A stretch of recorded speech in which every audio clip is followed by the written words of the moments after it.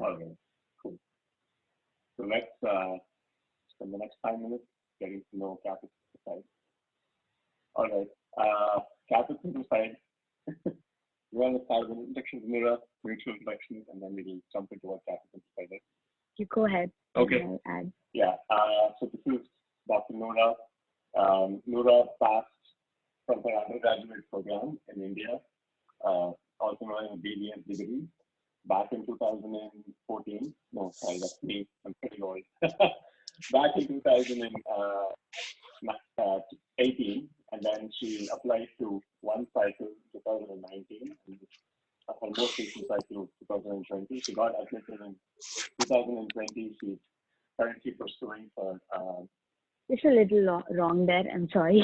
Yeah. I think he got his numbers wrong because it's very early in the morning. So I'll just go ahead and give my introduction. So I was a fresh graduate out of dental school in India. I graduated in 2017. My first cycle was in 2018, and my second cycle was in 2019. So first cycle was pretty much testing out how everything goes. What should I do? How should I apply? Pretty much I was blind. And right now I know a lot. Second cycle, I got into some schools, and I also got invited by 10 other schools. Right now, I'm doing my DMD in Southern Illinois University. It's been going pretty great, and I'm using my spare time to help other students. So that's how I'm a part of Caapid Simplified. All right, sure. Yeah, a little bit about myself. I'm the most stereotyped commodity of the world right now. I'm an Indian engineer. My entrance exam was just as competitive as yours. It's called the IIT JEE. And I finished mechanical engineering. I came to the US. I did my MBA. I started a company in between. That's when I met Nourah's brother, and we became friends. And in the US, currently I work as a healthcare consultant. So I go to pharma companies and basically advise them on how to sell drugs to doctors like you. That's my full-time job. And on the side, and this is more about Caapid Simplified. I met Nourah when she applied for her first cycle. She had only got one interview at that time from CU, and she wanted to maximize it, and she didn't get through the interview in the first cycle. So she wanted to maximize the chances, and she just was speaking to me over like a coffee chat one day in Boston. And that's when I realized that whether it was MBA admission or dental admission or anything else, the bulk of the writing exercise was pretty much the same. Sorry to interrupt, but I see that there's a message from Sheetal. She's having some trouble hearing the audio. You want to help her out? Yeah, Sheetal, if you're able to, on your Zoom screen at the bottom, you see a couple of icons. The leftmost icon, which says Join Audio. If you click on that, you'll have an option to call you in. There's a click to join audio. There's a small arrow on the bottom left. Okay, but I think I text you.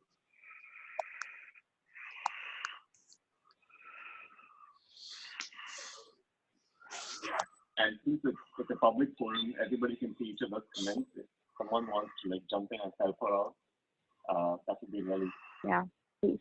Really good. Mm-hmm.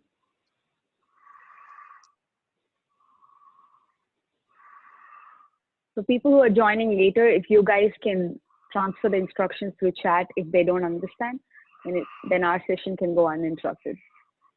Yeah. And I guess it's you because I'm not sure if it's you, but somebody's breathing into the phone, which is your own. Yeah, just make sure it's on mute while you're speaking. Thank you.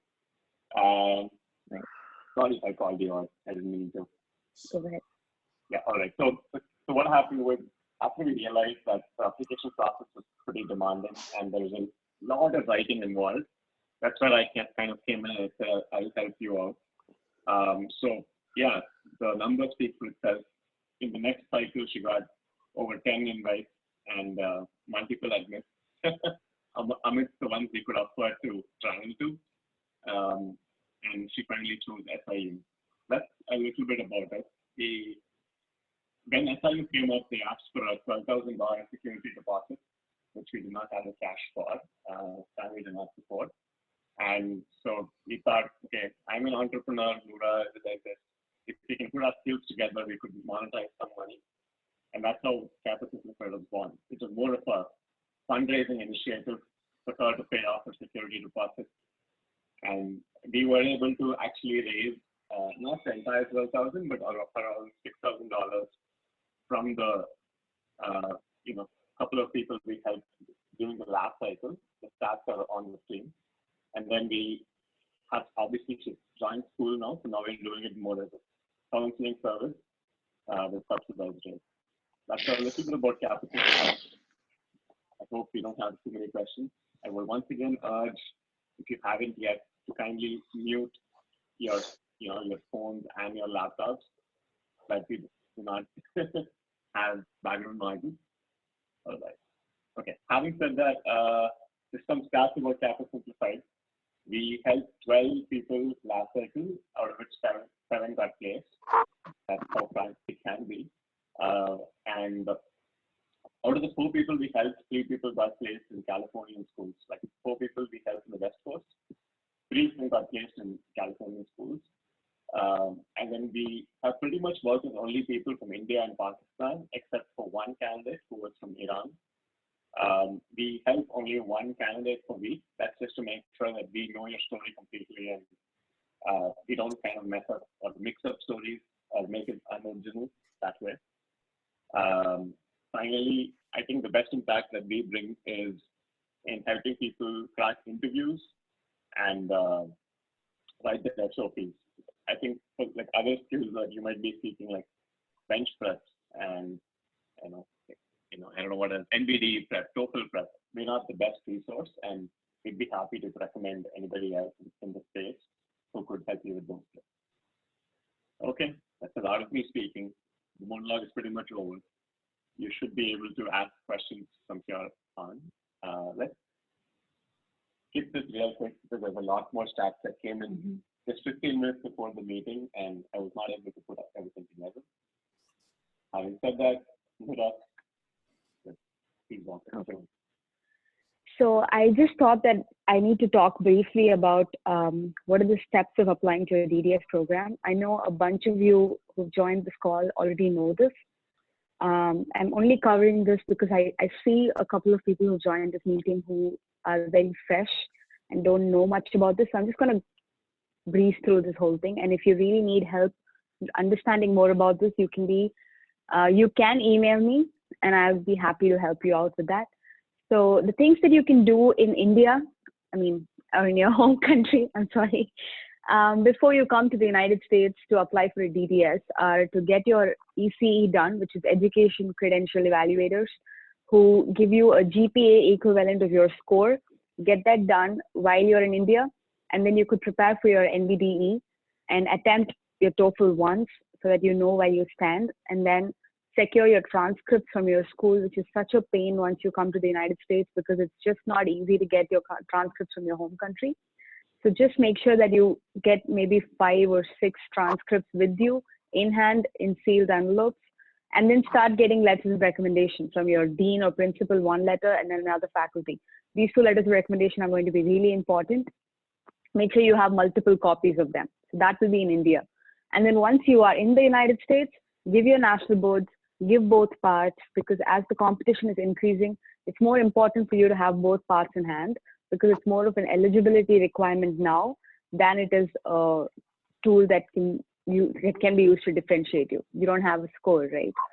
And then I'm going to talk more about how to improve your profile, but just in general, the other things that you can do while you're in the United States are to start shadowing, do some volunteering work. I'll talk more about where you can volunteer.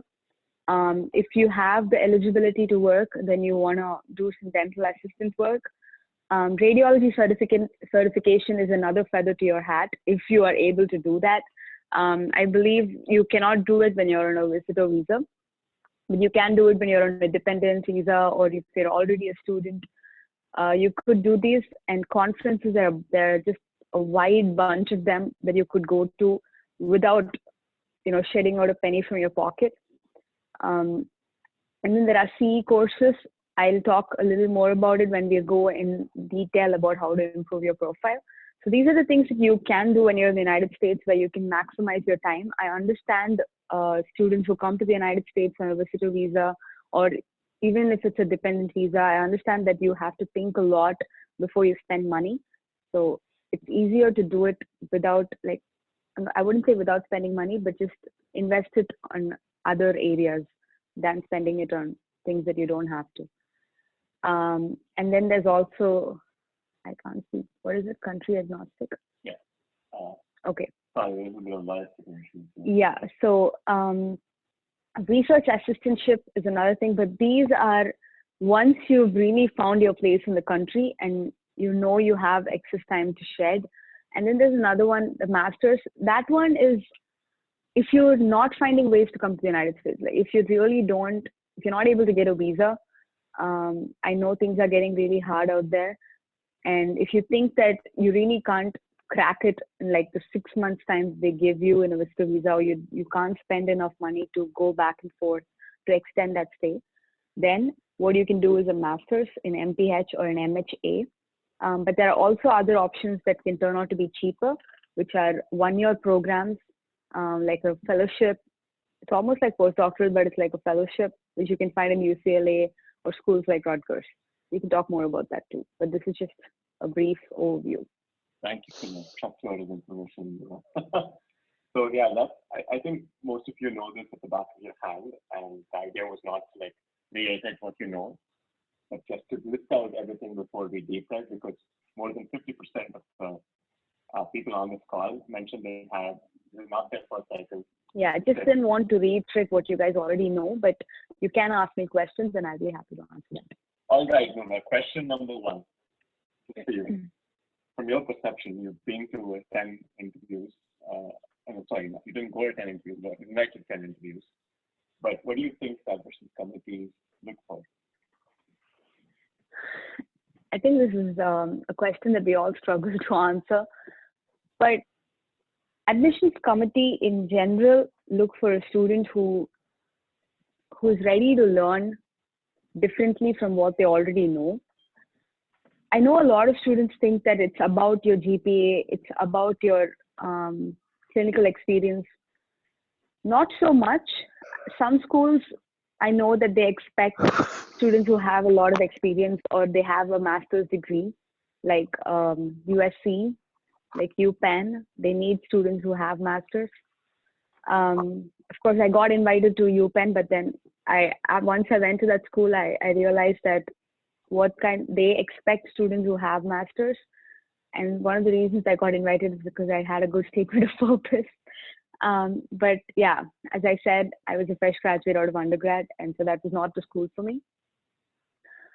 Other than that, what admissions committee looks for is your CAAPID application is just out there. But the things that you need to really focus on are your statement of purpose, because that's the space where you can really talk about yourself. So they really look for a good statement of purpose that stands out from the other applicants. And the other things that they look for are, how diverse are you? Do you have a life out of dentistry? Or are you just focusing on dentistry? Are you always within dentistry? I'm not saying that you have to go outside and do something in a hospital or maybe outside in an engineering field. No. I'm just saying that try to show them that you're versatile. This you can do through volunteering. Volunteering doesn't have to be in dentistry or in the medical field. It can be in anything else. You can do it in a food bank. You can do it in a hospice. People who don't know what a hospice is, it's to just help out terminally ill patients, where you just go with them and spend some time with them. So that's another thing. All of these things really bring out really bring out properties like, I'm sorry, I've been reading dental materials too much, like empathy, and they see if you're able to collaborate. All of these things come out of volunteering, and that's why volunteering is so important, because you can't do that or you can't show that to other things like being an assistant or shadowing, because the experience you have is going to be the same as the person sitting next to you, right? So that's the thing. Admissions committee also look for a good Toefl score. They want to make sure that, and in Toefl score, it's not just the overall score that's important. the most important score would be the speaking and listening. So just make sure that your score is really good in speaking and listening sections, because as you know, dentistry works around good communication. So that's something that you would want to work on. Anything else you want to add? No, just give me a second. I just have one last question. Right. Okay. I'm going to hide the questions so that people can actually see you. Okay. Okay. But while he's working on that, I'm gonna maybe wait for someone to ask me some questions about the question that I just discussed about what does admissions committee look for. If you have anything specific that you want me to answer, I'd be happy to.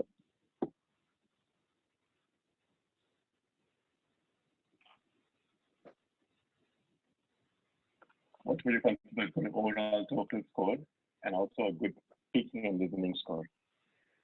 That's a good question, Neeraj. Thank you. A good overall Toefl score would be anything above 100. And in speaking and listening, there are schools out there, by the way, just to tell you, that they accept scores that are about 95. But I'm just talking about a good overall score, not what is, okay to apply for. So above 100 is good, and in speaking and listening, anything which is 25 and above is good. So that's what you're aiming for. I hope I answered that question. Okay. Yeah. All right. Can you also speak a little bit about what they expect in terms of research experience? Research experience is a good question. So it's not very important, but also in some schools like UCLA, to be specific, they expect research experience. The reason is because the school is kind of shifting from more clinical to research. But I wouldn't say don't sweat on it. Just think about it, but then at the same time, don't be fixed on having good research experience. What you can do for students who don't have any research experience is, if you have the ability, go ahead and try to become a research assistant in any university that's next to you. It's difficult, but just try to reach out to faculty and see if you can be a research assistant in any of their research, and it's always something that you don't have to pay for. So you can do that. Another thing that I did was I worked with some of my faculty back in India in my own dental school, and I started working on some review articles, which are very easy to publish. They don't add much value, but there's still some research experience, right? So just write that article and try to get some help from your previous dental school and get it published in a journal. So that's another thing that you can do. But if you already have research experience, it's very good. That's just another addition to your profile, and that will help you out. Just to summarize, it's like a game of time. If you have the time, try to build your experience. Another thing you said was to leverage your home country rather than depending on sources in the US. Because that you already have some familiarity with them. And also try to go up the ladder of research in terms of start with the review articles, publish a conference before going ahead and looking for it in an international journal, step by step. Was there any website that helped you, find these journals, or was there any conference that you could attend? Did you register on some website that could be useful for people out here? Sure. So conferences, I usually search on Google. And some of the conferences that are pretty easy to enter are Greater New York Dental Meeting, Yankee Dental Congress, the ADA Annual Meet. These are all really big ones. And honestly, it's very easy to enter. And if you're a student, you don't have to be a US dental student. I was not when I applied for them. But just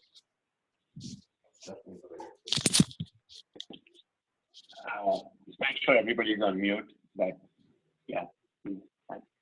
all right. So as I said, I'll just repeat those conferences in case you're taking it down. That's Greater New York Dental Meeting, Yankee Dental Congress, ADA Annual Meet. There's also the Chicago Midwinter Meeting, but I've not been to that one. So I'm not sure how that works, but I think you can register for free. So even if you can't register for some of the courses that they provide in those conferences, you would still be allowed to go to that conference, especially because they have these exhibitions and they allow you to go in for free. What that provides you is, it provides you with the opportunity to network.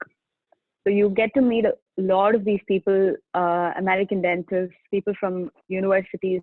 There are also these alumni chapters from each university that they have small little booth everywhere in the conference. If you have an opportunity to do that, that's great, because I always used to go around these people and try to get something from them, get some information, and through that, you might be able to get some research assistantship. Okay, we have a lot of questions coming in, but we'll hold off because these topics are being covered in subsequent slides. So probably another thing that I would love to mention is an example from your life. Nourah did attend a random conference at Boston. She did not pay for the conference because she offered to be a volunteer at the sign-up desk. So she almost got a $500 subsidy. She also did not have to pay for the hotel because she instead chose an Airbnb, which is a much cheaper option. Combining these two, she went to the conference, presented a deck that she kind of massaged from a previous that she had presented during her undergraduate program. The connections that she made there actually got her into the footsteps with a very, very reputed pediatric dental research center in Boston. So she just got invited. She had the chance to go shadow them and show that not just a shadowing, but also a research experience in her profile. So these connections do work, except you should be extremely focused and targeted. General networking, general small talk is not going to go along. Another question which is not being covered, something from Vikas, is that he attended 5 interviews and he has 5 bench preps and waiting for schools. The schools are wait listed him, I guess. I don't think we can answer that question in this webinar because it's very specific. We have to listen to what your interview answers are and see either if there's a disconnect between your interview and what your interview material, or if there's a disconnect between your, if you don't sound as genuine, that's one problem that.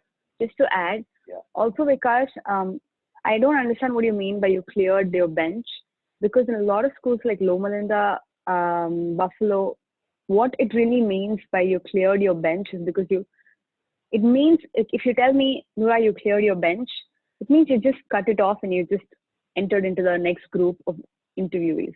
So it's like after you go into that group, they start interviewing you, right? So you're already divided into extremely good, and not so good. That's how you divide it. So you really don't know where you're lacking until we actually see how your interview skills are and how your bench skills are, and then we can come to a decision whether you're going wrong in your bench or your interview, or are you okay in both sections, but then you have to do something really great in one of these to get through. So, but first of all, congratulations for getting 5 interviews. Before that and question, then, it's very personal. Okay. Let's go to a much broader topic right now. So this is about schools and about shortlisting schools. If we can be choosers, if we have multiple options at our hand, what should be our criteria for choosing a school? And specifically, why did you choose SIU? As you said, don't be a chooser, especially when you start applying to dental schools. The reason I say don't be a chooser is because there's a lot of competition out there. So the more schools you apply to, it's not that the more schools invite you, it's just that you put in a lot more effort into applying to these schools. And if you apply to 10 schools and about 4 schools invite you, you still have chance of 4 schools, right? So that's the concept of applying to more schools. And I just tell you about my criteria. Everyone's criteria differs based on what you want to do after you finish dental school. What stage are you in your career that you want? Like say, for example, a classmate in my own school, what he wants to do is after he graduates from dental school, he wants to go into academics. So his criteria for choosing schools were schools that were high in research, or they were very good in his field, field of dentistry. He did his master's in back home.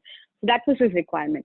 But for me, I wanted to develop my clinical skills and I wanted to do something in pediatric dentistry.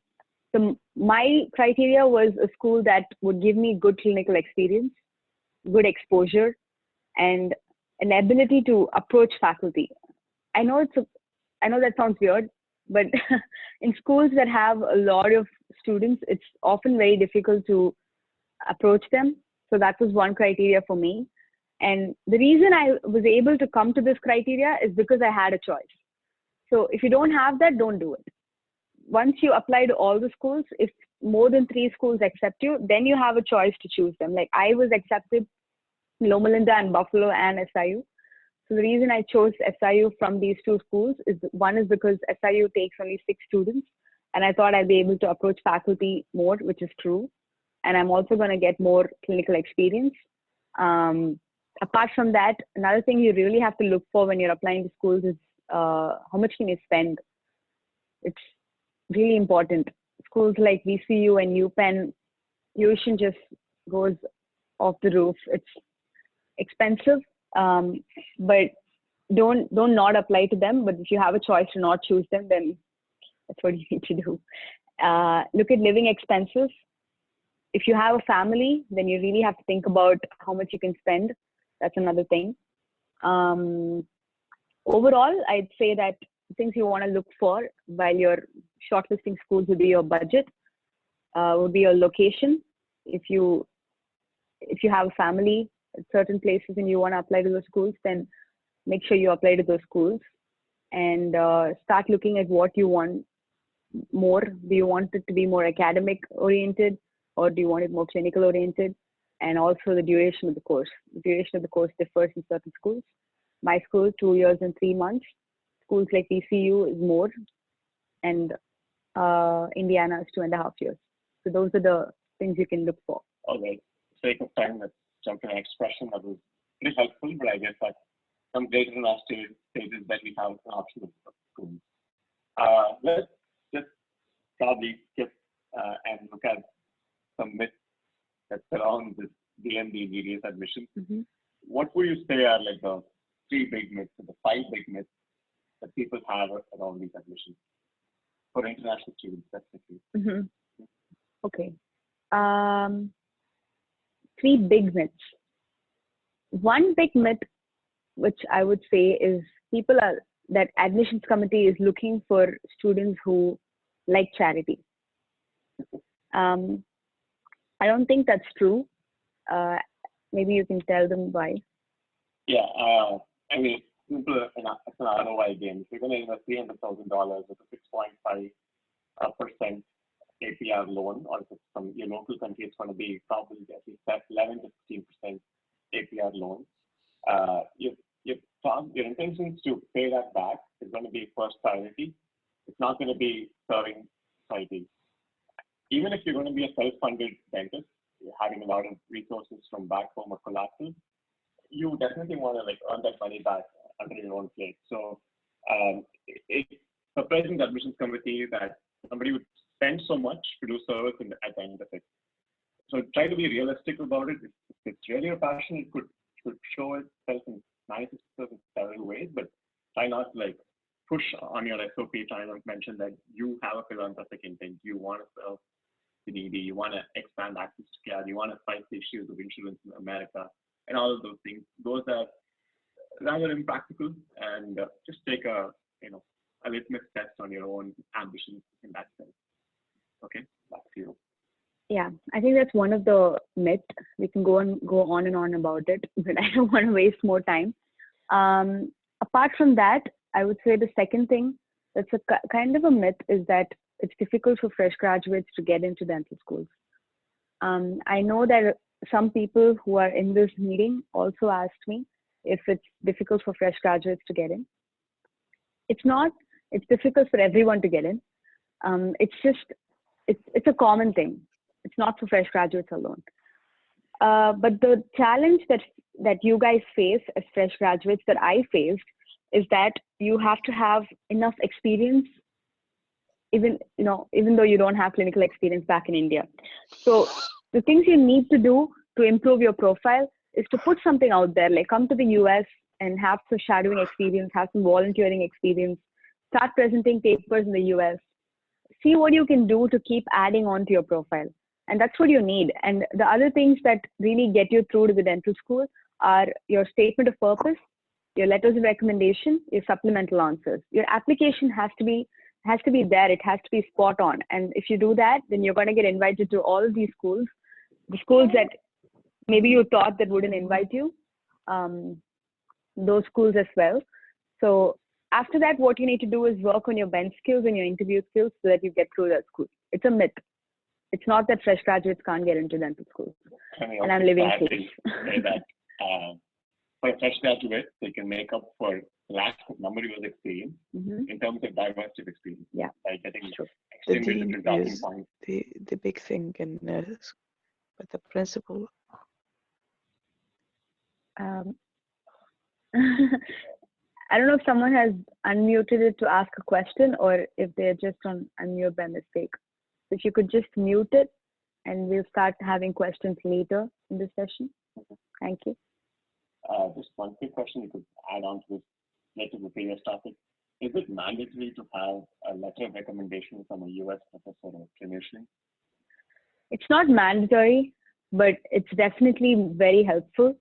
The reason being, the US admissions committee know very well about our schools back in our home country. They know that you can write your own letter of recommendation. They just find it to be more genuine if it is from a US faculty or from a US dentist. It's just more genuine, and if you've had letters of recommendation from them, you'd know that you cannot write it for them. They'll write it for you, and they'll most of the times they just don't show it to you. So that's one of the reasons. I recommend that you get it from them. Yeah, America runs on trust, not on coffee. So anything you do with an American involved, and American, I mean somebody who's lived here for a long time, they would trust that over anybody else across the street. In letter of recommendation from my dean or principal, just 2 doctors from the US. Okay, very specific question again. Like you said earlier, you need to get one from your dean, one is your faculty professors, and then one from a person you've been practicing with. That could be either in the US or somebody back in India. This is the golden three.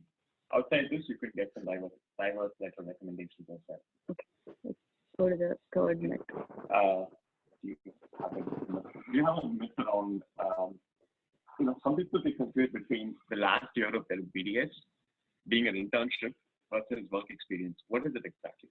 Yeah, this is for people who are applying for the first time. I know that people who have already applied know this already. Just don't put your internship experience or your house surgeon, that first year, the 5th year or 4th year in your own countries as a separate experience. It's not a separate experience, and people in the US know that. If you don't have any clinical experience outside of your dental school, you just have to tell them that you don't have an experience outside of dental school. Okay. Another thing that I wanted to clarify was people come to us with SOPs and then they write like a lot of punchlines, like Bollywood movies, and a lot of emotions. They want to give out service. What exactly do we mean by creativity? Do we have to pack punches, pack emotions? So what should it look like? So the statement of purpose, as opposed to what a lot of people might think, that it has to be a beautiful story, it should be like a movie. No, it shouldn't be like that. They're not looking for creativity, especially in a dental school. They're looking for your skills. They're looking for your story in a more organized, sequential manner. It's a platform where you can put forth all your skills, what you've done so far. Just don't waste space in your SOP writing about how you can be very charitable or how you are the hero of your own story. Those things are only going to take up more space, and they're not going to make a big impact. And that's what I learned by my own experience. The first SOP that I wrote was pretty much about me being a hero and me loving charitable things to do, and I wanted to change the face of healthcare. All of this they're not expecting. They just want to know your story. Be honest in the most in the best way possible is what I would say. Be smart, but just be honest. Okay, so yeah. I mean, we have two follow-up questions. First one is like a summary of what you said. Can we say that like statement of purpose is a statement, not a story of purpose? Yeah. Right? And another thing is that you can explicitly mention the skills you have picked up, like saying, I'm a leader, I'm a prospector. And why this is important is because several applications, LORs, go through an ATS system, an application tracking system, which mines for keywords before it goes to 500 odd professors reviewing them. So you might want to reflect these keywords in your SOP and call them out. Yeah, not everyone reads through your SOP just line by line. In schools like BU, in schools like Loma Linda that get a lot of applications, it's just not possible for everyone to sit and read every SOP, especially when they all sound the same. So as he said, most of the times it goes through an automatic tracking system, that is, where you pick up on some words and then they go to somebody else. So keep that in mind. It's not an information that I got out of admissions committee, just a disclaimer. It's just something that we've observed. So make sure that you keep that in mind. All right, sounds good. Let's skip questions and viewers right now. This question is specifically around interviews. And I guess, I hope a good number of us are expecting interviews that we crack. We already have somebody who has had 5 interviews. So keeping that in mind, let's just deep dive into interviews and see some questions around that. Let me ask you some specifics on the interviews. If you have had a gap in your career for some reason, is that something bad that reflects on your profile? How do you speak about that gap? It's not bad. It's bad if you're trying to say something philanthropic. You mean like emotional, like saying my grandmother died back in India? It might be the truth for some people, but then if you have a gap, or this also applies to people who have failed part 1 or part 2 in their, or they've passed it in 2 attempts or 1 attempt. The thing about this is they're not looking to see a reason why you had that gap or why you had that failure. They're looking to see what you did to come out of that or what you did to rectify that. They're seeing if you can recognize that weakness, if you can acknowledge it and tell them what you did better. That's what they're trying to see. So it's not a bad thing. It's just how you explain. All right. So gaps aren't bad, but it all matters in the story you make to cover that gap up. All right. Perfect. Another question around reattempts or low score. So let's say if they have a low score in Toefl and somebody's asked, my score is 101 in Toefl, it was 93. So now let's say you put in a score of 89 and you've got selected to the interview. So what do we do right now? So 89 is not a score that a lot of schools accept. Okay. So you may not be able to apply. Yeah. Okay. So 101 is actually a good score overall. And if you take his scenario where he says that maybe a student has 92 or something like that and they've applied and you still got, you sent the application in, just go ahead and take the interview is what I would say. How do you answer the question saying you've taken 8 attempts in your Toefl? You scored of 101 at the end of the 8th attempt. What would you answer to that? Talk about your perseverance, because not a lot of students can do that, right? They give up, and see what improvement you've done. Like maybe you were 85 and now you're 101. That's what matters. And if they're bringing up that question after they've invited you for an interview, they like you. It's just that they want to see if you recognize that difference. Like talk about how much you persevered to get to that point, to be able to score that much. That's what matters. Okay. Another big black hole question in several attendees' minds is, what do you mean by be original, be genuine? Be genuine mean that when everybody else takes support for writing SOP, you shouldn't. Does be genuine mean that you should talk about all your weaknesses to just the way it is? Um, if I'm like a normal, average, Asian male, I don't have such a traumatic story. I don't come from a rural background. I'm not ripped between marriage and education. I don't have to go in as a dependent and then figure out my way in a new country. Like, I'm just saying, what if you're privileged? What if you're not from a background like that? How do you be genuine and also make an impact? I'm sure a lot of you have heard this before. When you ask someone, how should I approach this interview, they tell you be yourself. And I've heard it myself, and it just made me nuts. I went crazy. But then I over the interviews that I've been to, I kind of realized what it means to be yourself. Being yourself does not mean that you have to be dumb, where you go there and you bring out all your weakness, you put it on the table. Don't do that. Just be smart, but at the same time, it's like talking to somebody. Interviews are more like a conversation where you don't have to prepare for it a lot, but you still have to be prepared. I don't know how to put it. It's just like, okay, so be prepared, but don't rehearse. Don't rehearse. If you rehearse, you are going to sound rehearsed to the interview committee. In the writing, like in your SOP, what would you call out as something being genuine or original? Being genuine is things that they already know. Like, for example, if you've come into the US by doing an MPH degree or an MHA degree, and you actually tell them that was your strategy to enter the country, that's fine. And it's also fine not to tell that, but it just depends on how you put your story forward. You don't have to always think about something that, something that's a very dramatic story and you have to bring it to a conclusion. You don't have to do that. Being yourself is not being dramatic. Just also another thing that about being yourself, I guess I can add is, if you have a dramatic story, then feel free to share that. It's okay. Yeah. Completely fine, but do it in a stoic manner. Like, let's say you have grown up with a single parent. Let's say you've grown up with an autistic sister. Something like that. Just don't make it stoic. Saying I grew up like this, and I've learned how it is to manage somebody who needs help at home.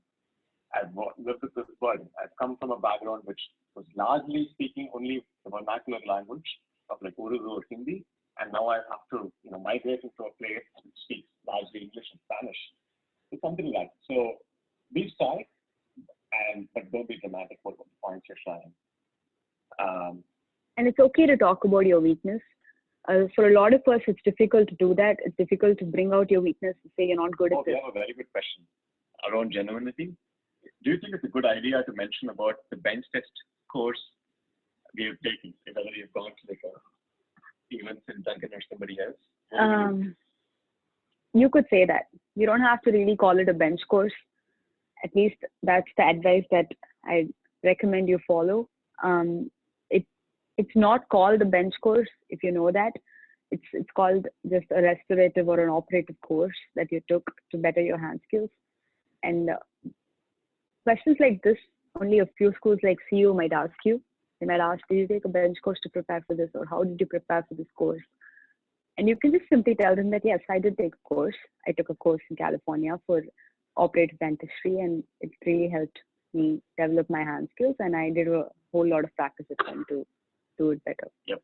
The bottom line is, if you're going to invest $200,000 to a dental school, it justifies the fact that you spent $5,000 before that to take a bench. It's okay to be prepared. And they acknowledge that fact.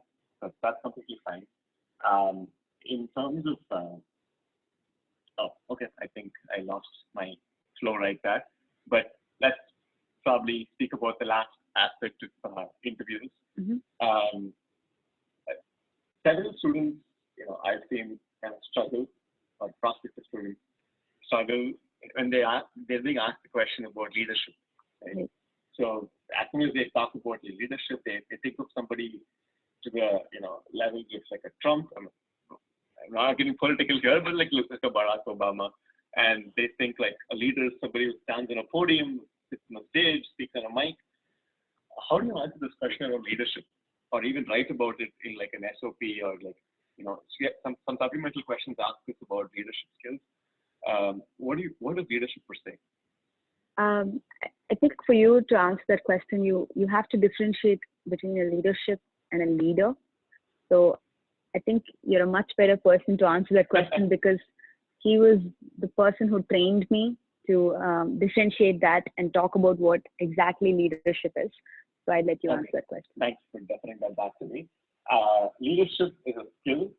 Leader is a person. That's the basic difference.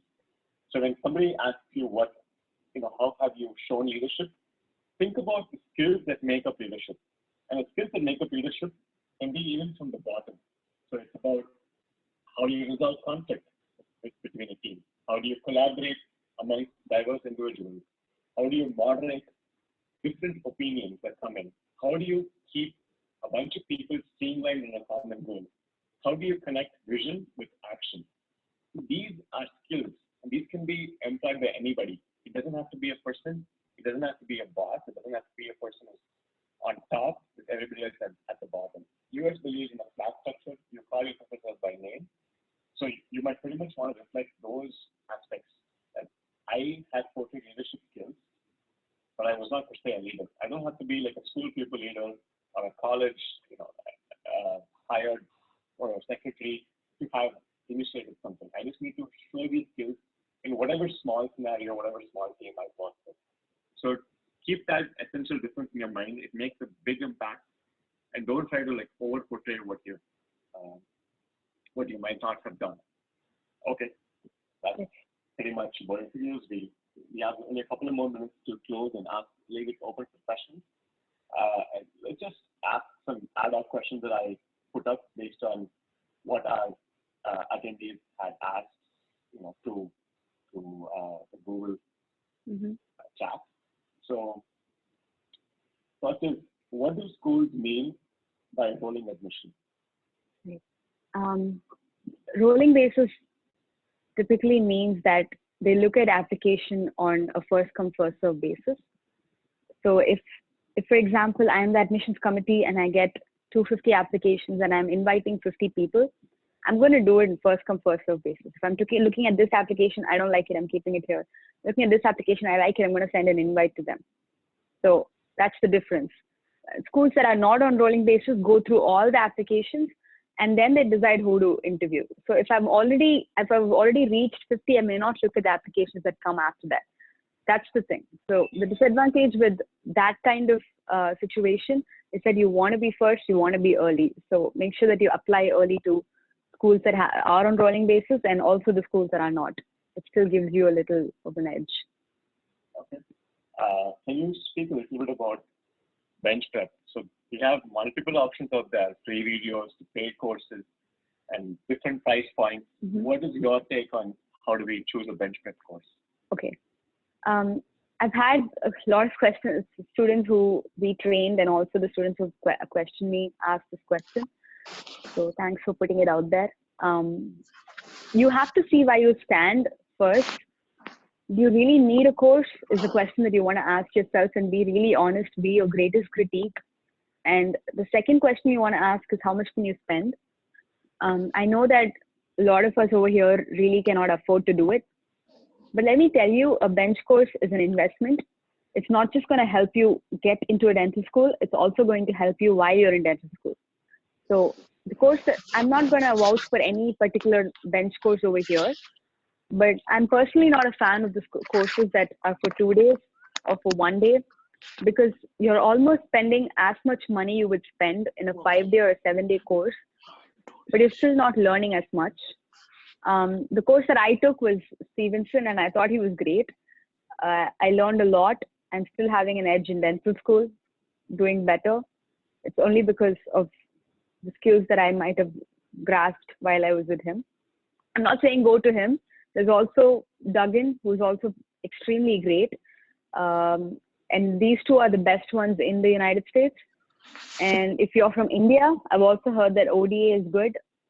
I know that 2 students from my own school came out of ODA and they were able to crack SIU's bench test, which you all know that is a very, very grueling bench test. But yeah, that's what I would recommend. We have a pretty interesting question from Neeraj, and I'm just going to make it generic for everybody. So what if we have experience working in a clinic that's run by our family or run by our cousins in the US. And what if this clinic is back in our home country and not in the US? Do the admissions committee look down upon this because you've taken this, a safe option, you've worked within your comfort zone, you've worked with somebody you know, and obviously the entry barrier would have been much lesser for you, or you come from a family of dentists? So you're saying that he's working as an assistant with his own relative in the US? Yeah, and not specifically to him, but in general, if somebody works with a family member or a relative who's also a dentist, should they hide that fact, or can they be open about it? You can be open about it. It's not a question of whether you got it easy, because it's just that part. Everything else adds up, right? Everybody has their own struggles, and they also find it a good thing that you have, dentists in your family and that you know well about the profession, which also shows that you really do have a motivation to be a dentist. And having relatives here is also a good thing. I wouldn't say that there's no reason for you to hide it. It's not going to, you don't always have to go through a struggle to get to this point. So that's what you need to understand. It's okay. Another thing I would love to speak about is the admissions committee knows that we look out for each other. Dentists look out for each other. So if you go to work in your father's practice, it can be considered nepotism or partiality. It's not like in India we talk about generational leaders coming up, son, and so on. It's not that way. People acknowledge the fact that yes, if you have the levers, why would you not exploit it? You don't have to be the rebel always. It's not a great story to go with. So just be genuine. Say that you knew this person, they helped you in your journey, and that's why you kind of worked with them. If you already have a working relationship established before the engagement, then the relationship is only going to get better. There's nothing to be scared of that. If you would be scared, then even American dentists would be scared about putting their children in the dental program, which they clearly aren't. So it's more about being honest than about trying to look good. Right. So if we're off to answering questions, we can. Okay. I just had one last question. Sorry. Are there any specific resources that you would recommend that applicants can use to prepare, which you have used for the application, Toefl, anything else? Okay. So when I was doing it, I honestly did not have a lot of resources. I feel like there's a lot more out there now. In terms of application, your sources would be ADEA-CAAPID, the website. You can find information there. You can also find information in Caapid Simplified. There's a lot of information about interviews, about applications, and you can reach out and find out more. I also know that International Dentist Central, they're good. They have good information in their Facebook page. So Facebook is a great source to find out about application. And then about Bench, some of the sources that you can look out for are YouTube videos. There are Stevenson's YouTube videos are good. They're free, so you can watch them to learn. I've not seen any other videos, but I'm sure YouTube has more options for you. But if you want to take a bench course, go ahead and do whichever works best for you. And for Toefl, if you don't want to buy a book, and I know that it can be expensive to buy books and then throw it away after the first test.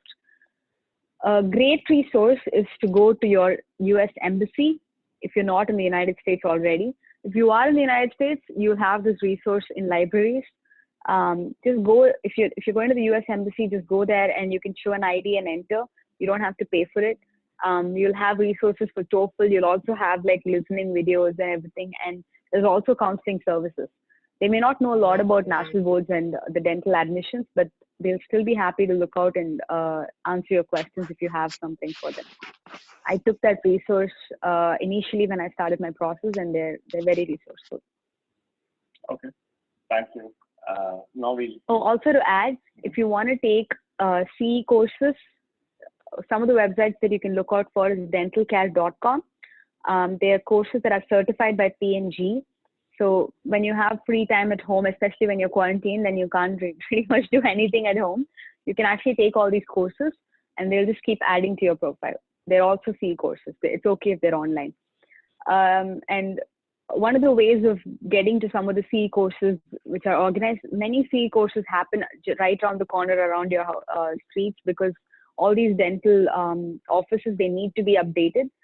So in the dental office that you're working as an assistant or shadowing, just go to your dentist and tell them that you're really interested in attending CE courses. So they're going to take you to the CE courses that they go to. That way, that also adds to your profile. This is something I wanted to put out there. Thank you. About volunteering, just wanted to add something you use. She used a website called Volunteer Match. VolunteerMatch.com is good, but apart from that, there's also the food bank, which is just search for the food bank in your particular state.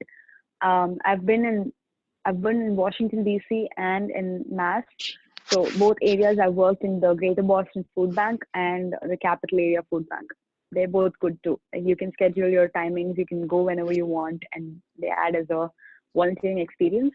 Another thing that you can do if you are very busy and you're always working on something is to just go to a old age home or a child care facility and become like a front desk greeter, where you really don't have anything to do. I was a front desk greeter in an old age home, and I simply used to sit there and study or prepare for my interviews while I just have to attend to some people who come sometimes. It's just things you can do to save time. Generally, they ask for the social security number for verification. No, they don't. That's also a myth. They don't ask for any social security number or your visa status when you go for volunteering.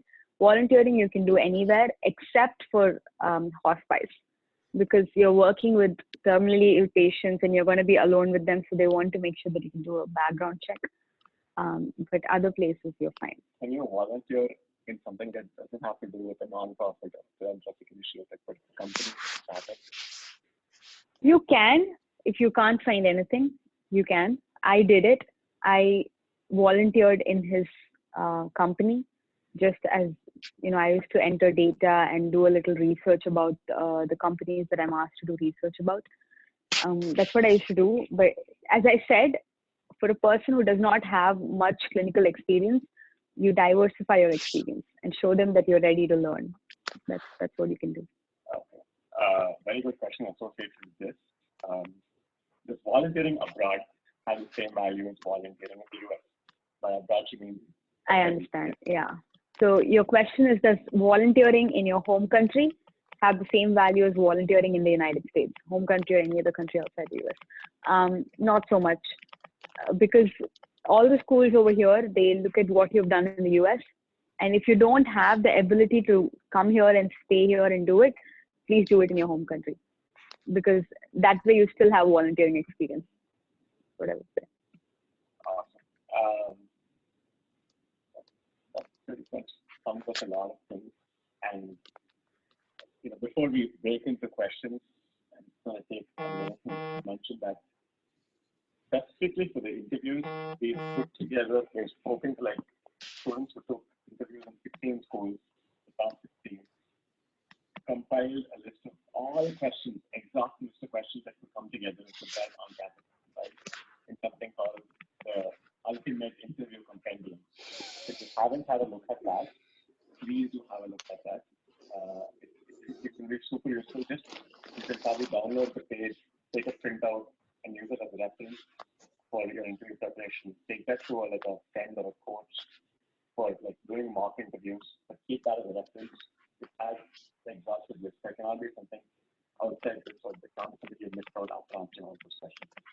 Another resource which I don't think is completely accurate, but is very useful is on the Facebook page Gold Nourah, which is another student who's also providing writing services. He's kind of put up a PDF copy of what's the price to enter different schools. That cost will help you basically shortlist your school. That's Gold Nourah. We did cross-check a few numbers and a few of them were wrong. However, I think it's a very comprehensive list which you can refer to. Okay, take a minute and remind everyone to kindly put your phone on mute if you do not want to ask a question. So you just make sure if you're called in from your phone, that should be on mute. If you're called in from your laptop simultaneously, you want that on mute as well. We are able to hear you breathe quite often, and so are all the participants, and that could not be a very pleasant experience. It's gone down right now. Thank you for taking action. You still hear people typing and breathing. So just once again, for the last time, please check your devices. Check if all of them are on mute. If you want to do it on Zoom, at the bottom left, there's an option to mute your audio. If it's on your phone, you know how to do it. Okay. Cool. We're going to spend the next 20 minutes on questions so that we can close another 20 minutes. The first one, does an ADEA score add up significantly to your profile? It's an additional thing. I know that Michigan asked for it, and so far I've known that most of the students that they've invited are students who have ADAT. ADAT is just like national boards. It's just that you have a score with it. So if you want to take it, go ahead and take it, but it's not a requirement for all the schools. So it's a bonus? It's a bonus. But it's not mandatory? It's not mandatory. Right. Somebody's asked dentalcare.com, is that right? Yeah, that's right. Okay. In terms of application timeline, when should you start applying, and when should you, and what's a good time to cut off? You want to start applying as soon as the cycle opens, but one thing that I've observed is, say for example, a particular school, I don't want to name the school, it starts its applications at say March 17th. Don't apply on March 17th. Just wait a couple of days and then apply, because sometimes they're figuring out how to organize their database, how to put everything together. And if you send your application, chances are it might get lost, which happened to me. And I wasted some money, and it's very hard to get a reply from these people because they're very busy with applications. So just wait for a couple of days or a week while you work on the application. Make sure you really have a strong application before you put it forward. So I would say start applying by the end of March, this whole month. Make sure that you have everything ready and start applying. There's no cutoff date. Just make sure that you're well ahead of the deadline is what I would say, because CU starts their application only in September. So make sure that you do that. Okay. Is March and good for rolling basis schools? It's good, yes. For rolling basis, as I said, apply as early as you can. Okay. Okay. So another question is around GPA. And I'm just, since you asked it privately, I'm not going to call out who it is, but everybody has a question about GPA. What's a good GPA? What would get us into school? What is your take on this? So GPA, I'm sure is a factor, but a good GPA would be anywhere between 3.30 to 4. That would be a very good GPA. But the 3 is also good. I know students who with the GPA of 2.9 have also got into schools like UOP. So don't worry too much. If it's lower than that, maybe you have to worry about it. And if you really feel like you have an extremely low GPA and that's affecting you, one of the ways to improve that is to do a 1-year course in the US, where you can get a better GPA, and schools always consider your recent GPA. So that's good. I want to ask this question on behalf of everybody here. What is your total expense from the time you stepped in, put in the US, in terms of bench courses, in terms of applications, in terms of Toefl and NBDE, whatever, ECE evaluation? How much do you think in thousands of dollars would you have spent? Considering the applications, bench course, and I had to travel back and forth to the US because I was here on a visitor visa. Considering all of that, maybe $15,000 to $20,000 would be the expense. That's almost like 1/10 of what you're paying to school. Okay, interesting. Okay, Please tell us what one-year course will be helpful to compensate for low GPA. Sorry? You mentioned. I'm reading a question, yeah, sorry. No yeah. problem. You mentioned some courses can help you boost your GPA. Can you mention any one-year course like that? There are fellowship courses in PROS and Endo in, say, in UCLA. And there's also fellowship or postdoctoral programs, which are like 1 year in Rutgers University. I don't know much about these, so I'm not going to give you any information that might be wrong. But there are these courses that are just for a year, and that could help you out. The other question was asked. I've been told that it's always better to be a fresh applicant rather than a re-applicant. I'm a fresh graduate applying for the first time. My chances this time are pretty much thin, but I'm still taking a chance. So are re-applicants at a disadvantage? No, they're definitely not. The re-applicant. It's the second title that she got it. And like she mentioned, I think it's about filling the gap and talking about percentage. And schools like it when you're re-applicants, because I'm not saying that they reject you and then they wait for you to be a re-applicant. I'm just saying that if you don't get invited in the first cycle, chances are you might get invited in the second cycle. One reason is because they've already seen your application, they're seeing it again, they're going to see it again, and they like your perseverance. So they know, everyone understands that this process is difficult and not everybody can get in the first cycle. So that's okay. It's not going to be a disadvantage. The guy said the wolf was coming 3 times and people didn't believe him the 4th time. It's about the case of, oh my God, are you that desperate to get in that you've attempted so many times? Okay. So we've seen one question which is right. Could you elaborate more on CE courses? How to apply, where to apply, and how can they improve it? Okay. CE courses are not going to be very beneficial, honestly. They're just going to be an addition to your application, something that you can continue to do. It just shows the admissions committee that you are, you're updated with your learning, and you also have things to talk about when you go for your interview. And you can find professors in the same school that you're invited to, similar ideas with the CE courses that you've taken. So that way it gives you more leverage. That's what I would say. And CE courses, but do take them. Continue to be on taking CE courses. One source is online, which is dentalcad.com or dentalcad.ca. Both these websites have a bunch of CE courses that they're all free, and they're all very, very good courses. They give you certificates. And then you can also take CE courses through your dentist, whoever you're shadowing or you're being an assistant with. Just talk to them and find out if you can join them when they're going for CE courses. That's what I did. And honestly, that's the best way to do it, because you're in person, you get to network, you get free food, and you also learn. So that's one way of doing it too. Okay. Just a question, very specific, that NDS cases it comes to. We'll skip these personal questions and we'll reply probably after. One question I would like to ask is, in these very dire circumstances, when we are all homebound and quarantined, and all clinics are closed, what can we do to boost our profile, especially during this pandemic?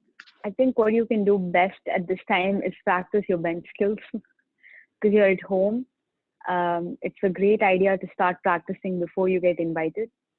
A lot of people start practicing after they get an invite, and I think that's just not good, because the people you're competing with are extremely, extremely good. They start practicing before they even apply. I did that. I started practicing before I applied. So use this time to better your bench skills. Use this time to work on your statement of purpose, on your essays. They're so, so, so important. If you need help, take it. Make lots of people review your statements of purpose. Make sure you have a strong application before sending it in. I know I said send it early, but don't do it in a haste that it's not good. So make sure you work on these things. I think it's a great time that we're quarantined right now, especially with applications starting. So spend all your time on this. I didn't expect that answer, but okay. You have your answer. You can take online CE. You can work me essays, because that's the bulk of the storytelling.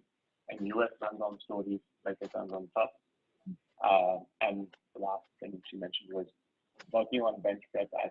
place. In terms of setting up something at your own place, can you talk about that for like a minute? Setting up a small unit is very easy at home.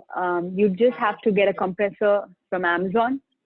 You have, I don't remember the name of it, but I can just put it out there as part of the video. So get a compressor and then get a turbine unit. You can get both of these from Amazon.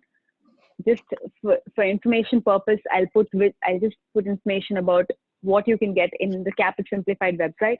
I'll make an article about what you can do to set up your own practice center. So do that and get your hand pieces, your typodonts, and all of these from trusted people. Don't get it from Amazon because you'll end up getting fake teeth, which are not the same texture, not the same feel as the original teeth. The problem with that is even though they're cheap, I understand why people get it, but if you practice on that, you're not really practicing for the bench exam because when you go there, it's going to be an entirely different texture. Schools work with 3 different kinds of typodonts: Kilgore, Columbia, and Accidental. So all these 3 are so very different in how they feel, how you can work with them. You need to learn to work with all of these things. Some of the websites that you can depend on to buy are Dr. Tools and Stevenson Dental Solutions. These 2 are very good for buying instruments, whatever you need. And if you buy in a bulk, you might as well get a discount. So just buy as many as you want and practice as much as you can. And I'll put a video on how you can set it up. And if on the East Coast, please drive up to Toefl and buy in their store. Yeah, if you're in Boston, you can buy from the Tufts bookstore because they don't mind if you're not a student. You still get teeth and burrs and student pricing. At 20%, yeah. Okay. In terms of like taking the bench test, bench course basically, how much was your gap between the course and the time you started applying? I was applying when I was taking the bench exam, bench course, sorry. I took my bench course when I was applying, so I took it in March, and then I immediately applied. So a bunch of your skills come from after you take the bench course to the time you practice. So you only get it when you practice. My first bench exam was in June after that. So it's better to, but I was practicing since December before I took the bench course. So you need to be really good at practicing. You already practiced. Yeah. You had the bench course in March. Yeah. Okay. We have a specific question. I saw an applicant during October last year. Unfortunately, much hasn't changed. Okay. This is again a very personal question. Everyone who has a personal question can feel free to shoot it out to us after we finish this webinar. So we'll reply to you separately just so we don't have to face. Yes, I'll probably show them one screen about that. If you show these questions because we're going to close the webinar in a couple of minutes. Okay.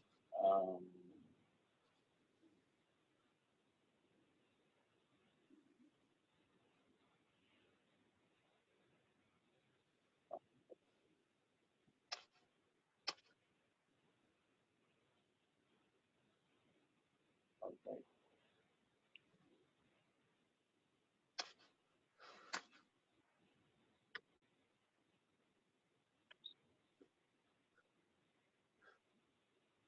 Yeah, so you see my entire screen. That's fine now. Right. So just go to caapidsimplified.com. You haven't seen the website yet, and you can put your email ID for getting daily updates, which we now plan to send weekly for daily to daily processing. Or just email us at the ID from which you got the invite to caapidsimplified.com. I would collect the question, send it to Nourah for her to write an article to post on the website.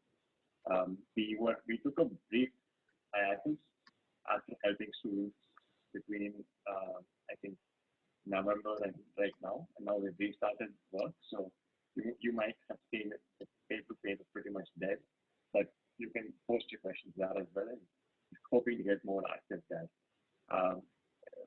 Main thing, I know most of you 14 participants on this call would have definitely already done this, but if you haven't yet, please fill up the survey that you received via mail, which asks about your profile, and we'll send you a pre-printed scorecard of your chances getting into school. Again, it's not a numbers game, but it's just something you can go by, evaluate the chances, and see how you can improve yourself. It's just only for those purposes. It's not like a predictor. Okay, having said that, let's probably ask the last few questions, and we can close the call right after so people can get their breakfast or dinner in the country. Did you have to retake the Toefl for the second cycle? So the first Toefl that I took was much before I even took my national boards. So my score had pretty much expired by the time I was doing my second cycle. So I did have to retake it just because my scores expired. But you make sure that when you're applying to the dental school, they would have mentioned over there how long it has to be valid. Make sure your score is valid till that point. If it's not valid, please retake it. Okay. I'm going to ask one last question before we close the seminar. And this is something which I've heard time and again. When I shared your story with a couple of people, considering you do not have a favorable visa, a green card or a citizenship, considering you do not have master's degree, considering you do not have work experience per se in the US or in India, considering many of these factors, is it luck that got you in, or what do you think are the three biggest reasons you got into school? Like those were the most impactful for us to learn. I never depend on luck. Luck has never been in my favor, to be honest.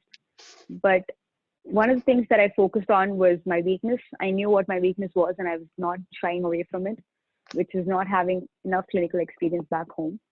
So what I did was I really worked hard to gain a lot of experience in diverse fields, whether it's volunteering or whether it's shadowing or being to conferences, presenting in conferences.